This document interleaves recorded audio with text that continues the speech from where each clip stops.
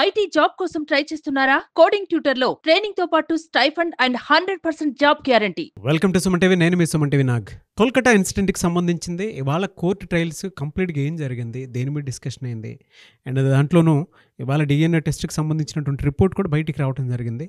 అయితే కోర్టు ట్రయల్స్లో మొత్తం కనుక చూసుకుంటే ఏ విధంగా ఉండే అవకాశం ఉంది అండ్ జడ్జిమెంట్ ఎప్పుడు వచ్చే అవకాశం ఉంది అనేది కూడా ఈరోజు డిస్కషన్లో మనం తెలుసుకుందాము. Hello sir. సరే, కోర్టు ట్రయల్స్కి సంబంధించినటువంటి దాంట్లో కొత్త కొత్త విషయాలు అయితే బయటికి రావడం జరిగింది. సందీప్ ఘోష్ విషయం సంబంధించింది కానివ్వండి, లేదంటే సంజయ్ రాయ్కి సంబంధించినటువంటి విషయం కానివ్వండి, డిఎన్ఏ టెస్ట్ కానివ్వండి, రకరకాల కథనాలు అయితే మనం చూస్తూ ఉన్నాము. ఈ ట్రయల్స్ మొత్తం మీరు అబ్జర్వ్ చేసి ఉంటారు. ఓవరాల్గా ఒక రివ్యూ ఇవ్వమంటే ఏం చెప్తారు? First of once again thanks to the supreme court chief justice వారు లైవ్ టెలికాస్ట్ అవడం వల్ల మనం ఈరోజు ఇలా మాట్లాడుకునే అవకాశం దొరుకుతుంది. ఇంతకుముందు ఈ అవకాశం ఉండేది కాదు. ఈరోజు మనకి అవకాశం దొరికింది కాబట్టి సుప్రీంకోర్టు జడ్జెస్ కానీ అలాగే జ్యుడిషియరీ వ్యవస్థకి మొత్తం కూడా మనం థ్యాంక్స్ చెప్పుకోవాలి మనం మీడియా పరంగా. ముఖ్యమైన పాయింట్ ఏంటంటే నాగరాజ్ గారు, ఈ సందర్భాన్ని ఈరోజు జరిగిన ట్రయల్ సంబంధించి కొన్ని కీలకమైనటువంటి డిస్కషన్స్ అయితే జరిగింది. ప్రధానంగా చెప్పుకోవాల్సింది ఏంటంటే ముఖ్యంగా మమతా బెనర్జీ గవర్నమెంట్ ఉద్దేశించి ఇది ఎక్కువసేపు డిస్కషన్ దాని మీద జరిగింది. అంటే గవర్నమెంట్ ఇమీడియట్గా సంఘటన జరిగిన తర్వాత ప్రభుత్వం తీసుకున్నటువంటి చర్యలు అనుమానాస్పదంగా ఉన్నాయి అని చెప్పి ఇప్పటికి కూడా గట్టిగా మొట్టికాయలు అయితే పెట్టింది మమతా బెనర్జీ గవర్నమెంట్ పైన. దీంట్లో ప్రభుత్వానికి సపోర్ట్గా మాట్లాడుతుంటే కపిల్ సిబాల్ గారు ఒక విధంగా చెప్పాలంటే ఆ పదం వాడకూడదు, ఫుల్గా కనిపించారు ఈరోజు కపిల్ సిబాల్ గారు. 4-5 సందర్భాల్లో ఇంత సీరియస్ డిస్కషన్ అవుతుంటే ఒక సందర్భంలో కపిల్ సిబాల్ గారు నవ్వుతుంటే చంద్రచూడ్ గారు ఇది నవ్వే టైం కాదు, ఇది జాతీయత మనల్ని అబ్జర్వ్ చేస్తున్నారు, సీరియస్గా ఉండండి అని హెచ్చరించారు. అంటే అది ఎంత చూడండి ఆ సీరియస్నెస్ వాళ్ళకి ఎలా ఉంది అన్నది. చంద్రచూడ్ గారు అయితే ఎంత ఇంటెన్స్తో ఉన్నారని చెప్పడానికి, ఎంత బాధ్యతగా ఉన్నారని చెప్పడానికి నిజంగా చీఫ్ జస్టిస్ స్థానంలో ఆయన కూర్చోబెట్టినందుకు మాత్రం హ్యాట్స్ ఆఫ్ అని చెప్పాలి సార్. ఎగ్జాక్ట్లీ నాగరాజ్ గారు. అంటే నవ్వడం ఏంటండి కాన్సెప్ట్, అది సీరియస్ డిస్కషన్. కొన్ని 100 మంది అడ్వకేట్స్ అక్కడ ఉన్నారు. ఆ టైంలో కపిల్ సిబాల్ గారు ఒక నవ్వుకుంటూ భట్టాచార్య గారు వైపు చూస్తుంటే ఇమీడియట్గా చంద్రచూడ్ గారు కామెంట్ చేసి ఇది నవ్వే సమయం కాదు, సీరియస్, జాతి మొత్తం చూస్తున్న, బీ సీరియస్ అని ఒక టీచర్ స్టూడెంట్కి ఎట్లయితే వార్న్ చేస్తారో అట్లా చేశారు నాగరాజ్ గారు. సో ఇది మనకు ఒక మంచి మెసేజ్ అనిపించింది, అంటే ఎంత సీరియస్నెస్ ఉంది అనే విషయం మీద. సెకండ్ పాయింట్ ముఖ్యంగా డీటెయిల్స్లోకి మనం వెళ్ళినట్లయితే ముఖ్యంగా గవర్నమెంట్ తీసుకున్న చర్యలు. ఇంకొకటి ఆ చర్యల్లో విషయాలు ఏంటంటే అటాప్సీ రిపోర్ట్ ఉందండి. అంటే అక్కడ జరిగిన రిపోర్ట్ పోస్ట్ మార్టం రిపోర్ట్ అంటారు. పోస్ట్ మార్టం రిపోర్ట్ యాక్చువల్గా జరిగిన సమయం తర్వాత ఎఫ్ఐఆర్ నమోదు చేశారు. పోస్ట్ మార్టం జరిగిన సమయానికి అటాప్సీ రిపోర్ట్కి more than 8 to 9 hours gap వచ్చింది. ఇంత సమయం ఎక్కడైనా దేశంలో ఎక్కడైనా జరిగినప్పుడు ముందుగా ఎఫ్ఐఆర్ నమోదు చేసి పోస్ట్ మార్టం చేస్తారు, కానీ ఇక్కడ పోస్ట్ మార్టం చేసి ఎఫ్ఐఆర్ నమోదు చేశారు. దాని మీద సూటిగా చంద్రచూడ్ గారు ప్రశ్నించేటప్పటికీ అక్కడ ఆన్సర్ లేకుండా పోయింది. కపిల్ సిబాల్ గారికి ముఖం మీద నిత్తు చెక్కు లేకుండా పోయింది. ఇంకొక విషయం ఏంటంటే ఈరోజు వాళ్ళ డిస్కషన్లో ఆ ట్రయల్స్లో ఒక కొత్త విషయం బయటకు వచ్చింది నాగరాజ్ గారు. కీ పాయింట్ ఏంటంటే అటాప్సీ పోస్ట్ మార్టం ఎవరి అర్థం జరగాలి, ప్రొఫెషనల్ డాక్టర్స్ చేతిలో జరుగుతుంటుంది పోస్ట్ మార్టం. అలాంటి సమయంలో ఒక పోలీస్ కాప్ అంటే పోలీస్ ఆఫీసరు ఆ పాయింట్లో తిరుగుతూ రొటేట్ చేస్తూ కనిపించాడు. అది వాళ్ళ సీసీ కెమెరా ఫుటేజ్లో బయటకు వచ్చింది. ఇమ్మీడియట్గా క్వశ్చన్ చేశారు జస్టిస్ వాళ్ళు, ఈ పర్సన్ అక్కడ ఏం పని? పోస్ట్ మార్టం రిపోర్ట్ థియేటర్లో పోస్ట్ మార్టం జరుగుతున్న సంఘటన ఉన్న ప్లేస్లో ఇక్కడ ఈ పోలీస్ ఆఫీసర్తో ఉన్న పని ఏంటి అంటే ఇతను ఎవరు అంటే సమ్ లీగల్ డీటెయిల్స్ తెలిసి అది మనకు పూర్తిగా డీటెయిల్స్ వెళ్తుంది, కానీ అతన్ని కూడా సస్పెండ్ చేశారు. అంటే మనకు తెలిసిన విషయాలు కొన్ని మనకు తెలియకుండా ఇంటర్నల్ చాలా జరుగుతున్నాయి దీనికి సంబంధించి. అవన్నీ ఒకటి వెలుగులకు వస్తుంటే మనం క్లీన్ అబ్జర్వ్ చేస్తుంటే ఒక్కొక్కటి సెన్సిటివ్ పాయింట్స్ ఇవన్నీ కూడా మనకు బయటకు వస్తున్నాయి. ఇంకొక ప్రధాన అంశాన్ని ఏం చెప్పారంటే ఈ అమ్మాయి మీద ముఖ్యంగా డిఎన్ఏ రిపోర్టు. డిఎన్ఏ అంటే డిఆక్సీ రైబోఫ్లానిక్ యాసిడ్ అని చెప్పి అంటారు దీని. యాక్చువల్లీ అంటే డిఎన్ఏ రిపోర్ట్ దేనికి చేస్తారంటే ఎస్పెషల్లీ ఆమె శరీర భాగాల మీద ఎవరెవరు ఉన్నటువంటి దాన్ని ఏమంటారంటే బాడీ పార్ట్స్, అంటే డిఎన్ఏ అంటే జెనెటిక్ ఉన్నటువంటి ఆర్డర్స్ వస్తాయి కాబట్టి అది వాళ్ళ బాడీ కాకుండా ఇంకా ఎవరైనా ఉన్నాయా, ఎంతమంది ఇందులో గ్రూప్ గ్యాంగర్ అయిపోయి జరిగిందా, ఇలాంటి విషయాల్లో ఎవిడెన్స్ సేకరించే సందర్భంలో ఇవన్నీ చేస్తారు. ఎస్పెషల్లీ డిఎన్ఏ మీద ఉండేటువంటి అంటే రక్కటం అవన్నీ ఏదైనా చేసి ఉంటే వేరే వాళ్ళ గోల్డ్లోకి వెళ్ళిపోవటం లేదా అంటే నాగరాజ్ గారు డిఎన్ఏ అన్నది ఏంటంటే ఈ సంఘటనలో ఎంతమంది పార్టిసిపేట్ చేశారు అంటే అది ఎలా కలెక్ట్ చేస్తారు, రక్తం నుంచి కానీ లేకపోతే స్పెర్మ్ కానీ లేదా చెమట కానీ వాటి నుంచి కూడా మనం కలెక్ట్ చేస్తారు డిఎన్ఏ రిపోర్టు. అంటే అక్కడ ఎవరైనా ఒక పర్సన్ ఉన్నాడా, ఎంతమంది ఉన్నారనే విషయం. అయితే మనకు అందిన ఈరోజు సమాచారం మేరకు, ఇన్ఫర్మేషన్ ప్రకారం ఈరోజు ఆ సంఘటనలో కేవలం సంజయ్ రాయ్ అనే ఒకే ఒక వ్యక్తి తప్ప వేరే వాళ్ళు లేరు అంటున్నారు. బట్ అది ఎంతవరకు నిజం అంది మనకి తర్వాత రోజులు తెలుస్తుంది. క్లియర్ ఇన్ఫర్మేషన్ బయటికి రిలీజ్ చేయలేదు కాబట్టి మనం దాన్ని అథెంటికేషన్గా మనం చెప్పలేం. బట్ డిఎన్ఏ రిపోర్ట్ అయితే రిలీజ్ చేశారు. ఆ డిఎన్ఏలో ఉన్నటువంటి విషయం ఏంటంటే ఇది ఇన్ఫర్మేషన్ చెప్పారు. ఇంకా third one is the forensic report. Forensic report అంటే అక్కడ ఉన్నటువంటి మిగిలిన ఏమైనా పౌడర్స్, సమ్ కెమికల్స్ ఇట్లాంటివన్నీ బయట టెస్ట్ చేస్తారు. ఫోరెన్సిక్ రిపోర్ట్ కూడా రిలీజ్ చేశారు. అది కూడా ఒక part of forensic report submit చేస్తారు. మాకు ఇంకా టైం కావాలి, ఇమీడియట్గా మనం టెస్ట్ తీసుకోవాలంటే ఒక టెస్ట్ చేసి దాని రిజల్ట్ రావడానికి కూడా మాకు మినిమం ఒక టైం పడుతుంది. సో కంప్లీట్గా ఇవ్వలేము, మాకు కొంత టైం కావాలని చెప్పి ఫోరెన్సిక్ రిపోర్ట్ వాళ్ళు కూడా అడగడం జరిగింది. దానికి కూడా సుప్రీంకోర్టు వాళ్ళు టైం ఇవ్వడం జరిగింది. ఈ సంఘటన జరిగిన సందర్భాన్ని ఎక్స్ ప్రిన్సిపాల్ అయిన సందీప్ ఘోష్ విషయంలో కూడా క్లియర్గా చాలా సీరియస్గా మాట్లాడారు. ఇతను ఒక ఎక్స్ ప్రిన్సిపాల్ అయి ఉండి కూడా ఆ కాలేజీలో ఇతను చేసినటువంటి ప్రీవియస్ హిస్టరీ, ఈ సంఘటనలో సంజయ్ రాయ్కి సందీప్ ఘోష్కి మధ్యటువంటి ఆ వాట్సాప్ చాట్లు, ఇన్ఫర్మేషన్ టెక్నాలజీ, బ్రాడ్కాస్టింగ్ వాళ్ళ నుంచి కూడా రిపోర్ట్స్ తీసుకున్నారు. ఐటీ సెగ్మెంట్ నుంచి కూడా వీళ్ళ మధ్య టోటల్ సంభాషణ ఏమేం జరిగింది, ఈ సంఘటనకు ముందు ఎవరెవరితో మాట్లాడారు, ఎంతమంది ఇందులో ఇన్వాల్వ్మెంట్ అయి ఉన్నారు, ఇది కేవలం ఆ తాత్కాలికటువంటి ఒక ఇంటెన్షన్తో చేశారా, ఇది గ్యాంగ్ రేప్ జరిగిందా లేదా సింగిల్గా జరిగిందా, ఇది టోటల్ ఇది క్రూయల్టీ అంటే ఒక ప్రీ ప్లాన్డ్ మర్డర్ అన్న విషయం మీద కూడా కొంత డిస్కషన్ చేయడం జరిగింది.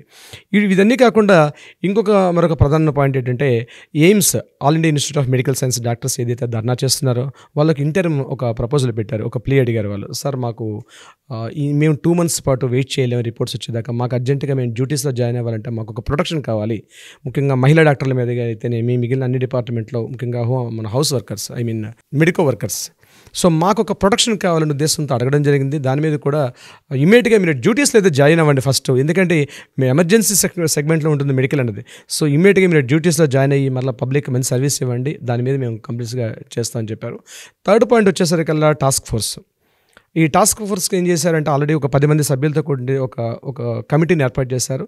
ఆ 10 మంది సభ్యుల కమిటీ కూడా ఒక స్టార్టింగ్ ఒక ఫార్మెట్ మేము ఏం చేస్తాం ఇప్పటివరకు, ఇమీడియట్గా బాడీ ఫామ్ అయ్యి ఒక మీటింగ్ అయితే పెట్టుకున్నాం, ఒక కమిటీ స్టార్ట్ చేసాం.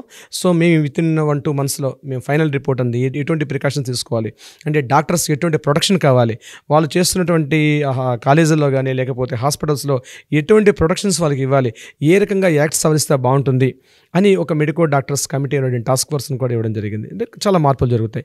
సో అటు నుంచి కూడా వాళ్ళ దగ్గర నుంచి వచ్చింది. ఇకపోతే సిబిఐ నుంచి కూడా మరికొన్ని ఇన్ఫర్మేషన్స్ తీసుకున్నారు. సిబిఐ చేసేటువంటి ప్రోగ్రెస్ ఏ రకంగా ఎంతవరకు ప్రోగ్రెస్ చేశారు, సిబిఐ వాళ్ళు తీసుకుంటున్న కీలక చర్యలు ఏంటి, మీకు స్టేట్ గవర్నమెంట్ సపోర్ట్ చేస్తుందో చేయలేదా, అలాగే లోకల్ బాడీ పోలీస్ ఆఫీసర్స్ మీకు సపోర్ట్ చేస్తున్నారో చేయలేదని ప్రతి ఈచ్ అండ్ ఎవ్రీ పాయింట్ కూడా డిస్కషన్ చేయడం జరిగింది. దీనికి సంబంధించి టోటల్ హీరింగ్స్ అన్ని ఇవాళ కంప్లీట్గా జరిగాయి నాగరాజ్ గారు. దీని రిపోర్ట్స్ ఏంటంది, ప్రోగ్రెస్ అంది, మళ్ళీ నెక్స్ట్ వాళ్ళు మనకి ఏఎన్ఏ రిపోర్ట్స్ కానీ రావాలి, మనకి ఆల్ ఇండియా మన లా ఫార్మ్ నుంచి మనకి రావాలి. వచ్చిన తర్వాత ఫర్దర్ స్టెప్స్ ఎలా ఉంటాయి మనకి. దీని మీద స్టేట్ గవర్నమెంట్కి ముఖ్యంగా మధ్యలో ఒక పాయింట్ మిస్ అయ్యాం మనం. సో మమతా బెనర్జీ గవర్నమెంట్కి గట్టిగా చేపట్లు పెట్టడం అయితే జరిగింది. నాకు తెలిసి మమతా బెనర్జీ గవర్నమెంట్ని సుప్రీంకోర్టు గైడ్లైన్స్ ప్రకారం ఏమైనా డిస్మిస్ చేస్తారు, ఎందుకంటే స్టేట్లో లా అండ్ ఆర్డర్ బాగా కంట్రోల్ బ్యాలెన్స్ తప్పుతుంది కాబట్టి. ఈ సంఘటన జరుగుతుండగానే వేరే చోట్ల కూడా కొన్ని సంఘటన జరిగాయి, దాన్ని కూడా డిస్కషన్ చేశారు. ఆల్రెడీ ఒక సంఘటన జరుగుతున్నప్పుడు కూడా ఇదే సమయంలో మాల్టా ప్రాంతంలో కూడా ఒక నర్సింగ్ మీద సేమ్ ఇటువంటిదే ఒక అత్యాచారం సంఘటన జరిగింది. లక్కీగా అక్కడ అమ్మాయి సేవ్ అయింది. బట్ దాన్ని ఎందుకు కంట్రోల్ చేయలేకపోతున్నారు లోకల్ పోలీసులు అని చెప్పి స్టేట్ గవర్నమెంట్ పోలీసెస్ కూడా చాలా కంట్రోల్ జరిగింది. చాలా ఒక రకంగా గైడ్లైన్స్ ఇచ్చారు వాళ్ళు. ఈ రోజు ఓవరాల్గా జరిగినటువంటి ఒక రివ్యూ చూసినట్లయితే మాత్రం ఒక మంచి మార్పుకి అయితే నాంది తీస్తుంది. మెయిన్ పాయింట్స్ మనం డిస్కస్ చేసాం నాగరాజ్ గారు. డిఎన్ఏ రిపోర్ట్ ఏం చెప్తుంది సార్ అసలు? డిఎన్ఏ రిపోర్ట్లో మనకందిన ఇన్ఫర్మేషన్ ప్రకారం నాగరాజ్ గారు అందులో ఓన్లీ ఒక సంజయ్ రాయ్ మాత్రం ఒక్కడే పార్టిసిపేట్ చేసినట్టుగా తెలుస్తుంది. అదర్ దాన్ సంజయ్ రాయ్ తప్ప వేరే పర్సన్స్ ఎవరు లేరు అన్న ఒక విషయం అయితే బయటకు ఒక సిబిఐ ఆఫీసర్ బయటకు రిలీజ్ చేసినటువంటి వచ్చిన ఇన్ఫర్మేషన్ మనకు మీడియా ద్వారా రిలీజ్ అయింది ఆ విషయంలో. ఎందుకంటే మెయిన్ న్యూస్ అంతా రిలీజ్ చేయలేదు. డీటెయిల్స్ ఎలా ఉన్నాయి సార్? అంటే జనరల్గా సంజయ్దే బయటకు వచ్చింది కాబట్టి అడుగుతున్నాను. అంటే ఉందండి, సంజయ్ రాయ్ ఖచ్చితంగా డిఎన్ఏ తలక శాంపిల్స్ కలెక్ట్ చేశారు, సంజయ్ రాయ్ కలెక్ట్ చేశారు. అక్కడ విక్టిమ్ బాడీ మీద కూడా అవే శాంపిల్స్ అక్కడ కూడా ఉన్నాయి సేమ్. సో సంజయ్ రాయ్ డైరెక్ట్గా అంటే యాక్చువల్గా సెక్షన్ 24 ప్రకారం ఈ ముఖ్యంగా ఈ డిఎన్ఏ రిపోర్ట్ ఎలా కలెక్ట్ చేస్తారంటే సెక్షన్ 24 మనకి ఎవిడెన్స్ యాక్ట్ 1862లో ఉన్నటువంటి సెక్షన్ 24 ప్రకారం డిఎన్ఏ అండ్ ఫోరెన్సిక్ ఏమన్నీ కూడా evidence, it's a part of evidence కింద మనం కలెక్ట్ చేస్తాం. సో ఆయన బాడీ మీద ఈ సంజయ్ రాయ్ అంటే విక్టిమ్ బాడీ మీద సంజయ్ రాయ్ తాలూకా ఆనవాళ్ళు ఉన్నాయని, అట్ ద సేమ్ టైం ఆ విక్టిమ్ తాలూకా స్కిన్ కానీ బ్లడ్ శాంపిల్స్ అన్నీ కూడా ఇతని గోళ్ళల్లోనూ ఇతని హెయిర్ తన బాడీ మీద స్మాల్ ఎయిర్ పార్టికల్స్ దగ్గర కూడా ఉన్నట్టుగా గుర్తించారు. అదేంటంటే చాలా టిపికల్గా ఉంటుంది. ఈవెన్ స్వెట్టింగ్ ద్వారా కూడా తీస్తారు డిఎన్ఏ రిపోర్ట్ అనేది. ఈచ్ అండ్ ఎవ్రీ అండి, ప్రతి ఒక్కరు గుర్తుపెట్టుకోండి, ఒక ఎడ్యుకేషన్, ఇట్ ఇస్ నాలెడ్జ్ అది. సో డిఎన్ఏ, ఫోరెన్సిక్, ఈరోజు ఎవిడెన్స్ అన్నీ ఉన్నాయి. ఇన్సిడెంట్ అలా అటాప్సీ రిపోర్ట్స్కి సంబంధించినటువంటి నాలెడ్జ్ పెరిగింది, డిఎన్ఏ టెస్ట్కి సంబంధించిన నాలెడ్జ్ పెరిగింది, పాలిగ్రఫీ టెస్ట్కి సంబంధించినటువంటి నాలెడ్జ్ పెరిగింది. అంటే ఒక్కొక్క మనిషి తప్పు చేస్తే ఎన్ని రకాలుగా మొత్తం చుట్టూ ఎన్ని రకాలుగా 360 డిగ్రీస్లోనూ అన్నీ ఆలోచించి ఆ టెస్ట్లన్నీ చేసి పరిపూర్ణంగా ఓకే ఇది అని కన్ఫర్మ్ చేసేటువంటి ఒక కొత్త వ్యవస్థని ఈరోజు మనం చూస్తున్నాము. అది కూడా త్వరితగతిన. భారతీయ శిక్షా స్మృతి ఎవిడెన్స్ యాక్ట్ ఏం చెప్తుందంటే evidence are very very important అండి. ఎవిడెన్సెస్ మీదే జడ్జిమెంట్ అనేది డిపెండ్ అయి ఉంటుంది. ఎవిడెన్స్లో కాస్త తేడా వచ్చిన జడ్జిమెంట్లో దాని ఇంపాక్ట్ కనిపిస్తుంది.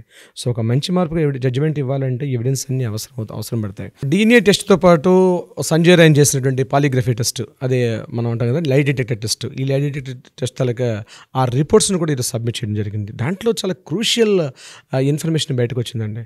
ఒక పశు కామాంధుడు అంటారు చూసారంటే, ఒక యానిమల్ ఇన్స్టింక్ట్ ఉన్నటువంటి ఒక ఆ పశు ప్రవృత్తి అంటారు కామన్ మ్యాన్గా చెప్పాలంటే, అసలు అటువంటి లక్షణాలు ఉన్న వ్యక్తి అన్నట్టుగా కనిపిస్తుందట ఆయనతో ఇంటరాగేట్ చేసిన ఆఫీసర్స్ బయటకు వచ్చే ఇన్ఫర్మేషన్. ఇంకొకటి ఏంటంటే అతను చెప్తున్నప్పుడు ఇంటరాగేషన్ ఆఫీసర్ ఆయన్ని ఇంటరాగేట్ చేస్తున్నప్పుడు అతడు ఎటువంటి తొనకకుండా వెనకకుండా ఒక పశ్చాత్తాప భావన కూడా లేకుండా చేశాను ఏమైనా చేసుకోండి, వీలైతే ఉరి తీయండి అని ఒక రెక్లెస్గా, అంటే ఎందుకు పుడతారో ఇట్లాంటి వాళ్ళ దేశంలో ఏ కోటి మందికి ఒకటి పుడతాడేమో పాప, వాడు పుట్టడం ఈ అమ్మాయి ప్రాణాన్ని మీదకి వచ్చిన విషయానికి. అంటే టెస్ట్లో బయటపడతాయి నాగరాజు గారు ఇట్లాంటి విషయాలన్నీ కూడా. ఆ టెస్ట్ రిజల్ట్ కూడా ఈరోజు రావడం జరిగింది. ఇంకొకటి అందులో క్లియర్ పాయింట్ ఏంటంటే టెస్ట్ చేసినప్పుడు వీళ్ళకి గగురుపొడిచే నిజం ఏంటంటే ఆ అబ్బాయిలో ఈ అమ్మాయి తాలూకా బ్లడ్ శాంపిల్స్ అవి ఇప్పటికి కూడా కనిపించాయండి టెస్ట్ చేసినప్పుడు. అవునా? ఈరోజు కూడా. అంటే ఆ బ్లడ్ శాంపిల్స్ తీసుకుని వెళ్ళిపోయారు. ఆల్మోస్ట్ జరిగి ఇప్పటికి 4 days అయింది ఫస్ట్ టైం మీట్ అయినప్పుడు కూడా. అంటే ఈ టెస్ట్ చేసినప్పుడు 2 days బ్యాక్ చేశారు. ఆ టెస్ట్ రిపోర్ట్స్లో అమ్మాయి తలగా బ్లడ్ శాంపిల్స్ ఇప్పటికీ ఈయన బాడీ మీద ఉన్నాయట. అంటే స్నానం చేసినా పోలేదు, ఏ రకంగా చేసినా పోలా, వచ్చాడు ఇన్ని తీసుకుని అరెస్ట్ చేసి పెట్టారు కాబట్టి. కడుక్కుంటే పోతుందా చెప్పండి? అంతే కదా. అసలు అది యాక్చువల్గా మనం చెప్పొచ్చో చెప్పకూడదు కానీ అతని మీద అవి కూడా కలెక్ట్ చేసేట మళ్ళీ సెకండ్ టైం మళ్ళీ బాడీ పార్ట్స్, తన బాడీ కాని పార్ట్స్ని కూడా ఆ విక్టిమ్ తలగా బాడీ పార్ట్స్, తన బాడీ మీద బ్లడ్ శాంపిల్స్ అవన్నీ కూడా బయటకు వచ్చాయట. పాపం అది చాలా బయటకు వచ్చే సిబిఐ ఆఫీసర్ చెప్పినట్టు ఒక వీడియో క్లిప్ అనేది దొరికింది. చాలా బాధపడుతూ చెప్తున్నాడు ఆ విషయాన్ని. ఎక్స్ ప్రిన్సిపల్ ఉన్నాడు కదా సందీప్ ఘోష్, అతనిదేం తెలిసింది సార్ అసలు? సందీప్ ఘోష్ యొక్క ఫోన్ చాట్లో సంజయ్ రాయ్ తాలూకా ఫోన్ చాట్ కూడా ఇద్దరికి బయటకు వచ్చిందట. అది కీ పాయింట్ అండి.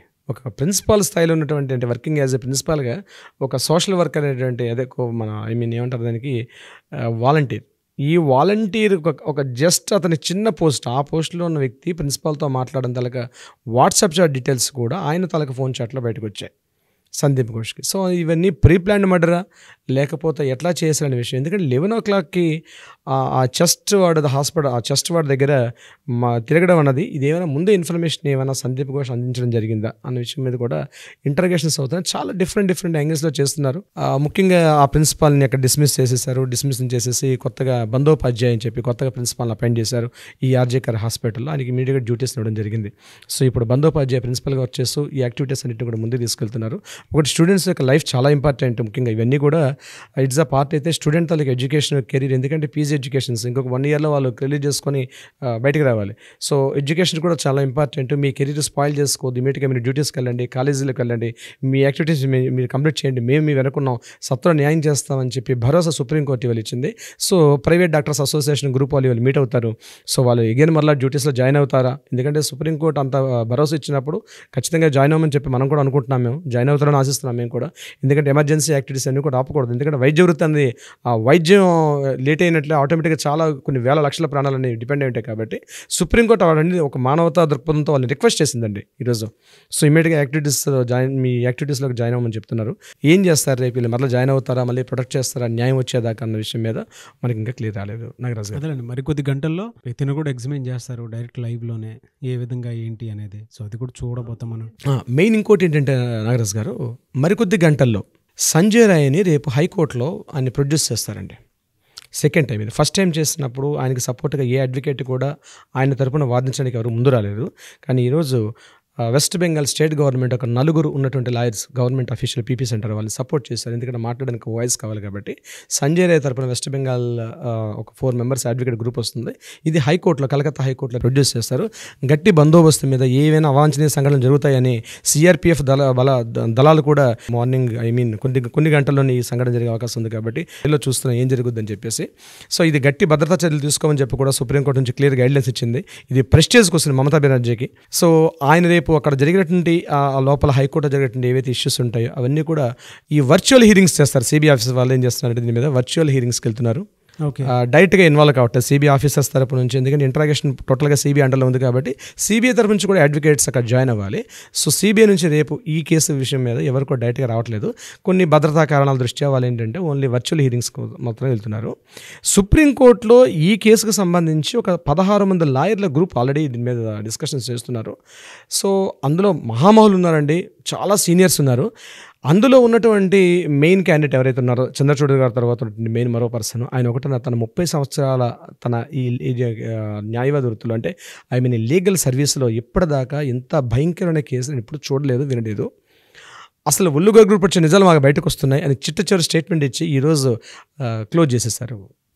చూద్దామండి మరి కొద్ది గంటలు ఏం జరుగుతుంది అనేటువంటిది. తొందరగా జడ్జిమెంట్ వచ్చే అవకాశాలు అవి కొన్ని డేస్లోనే రావచ్చు అనుకుంటున్నాం. ముఖ్యంగా ఏదైతేనేమి నిందితుడిని ఇమీడియట్గా చాలామంది చెప్పేది ఏంటంటే ఆయనకు ఉరి తీయాలని పబ్లిక్ డిమాండ్ ఉంది.